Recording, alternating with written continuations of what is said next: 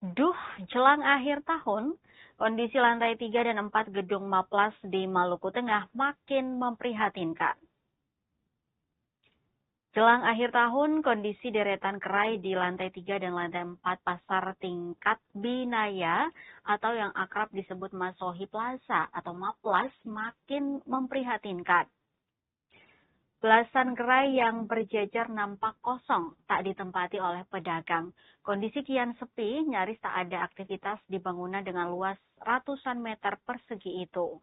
Fisik bangunan terlihat rapuh, dinding bercat putih dicoret-coret, sampah berserakan, dan satu titik plafon yang sudah bolong. Pantauan tribunambon.com langsung dari gedung yang berlokasi di Jalan Abdullah Solisa, Kota Masohi, Jumat 21 November 2025, beberapa lapak di lantai 2 telah ditempati pedagang. Hal yang kontras justru terjadi di lantai 3 dan lantai 4. Puluhan lapak masih kosong, tak berpenghuni.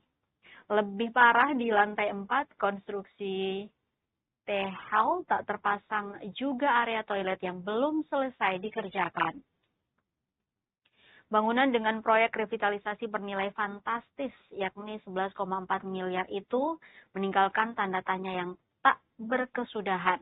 Kepada tribunambon.com, Rahmiha, 23 tahun, salah seorang pengunjung Maplas, mengaku prihatin dengan gedung megah ikonik di kota bertajuk Bumi Pamahanunusa itu.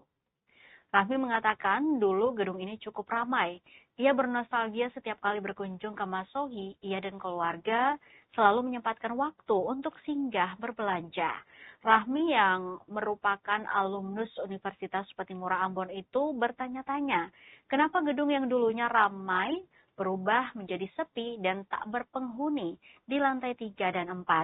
Dirinya berharap pihak yang bertanggung jawab dapat melihat kondisi ini dan segera mencari solusi terbaik.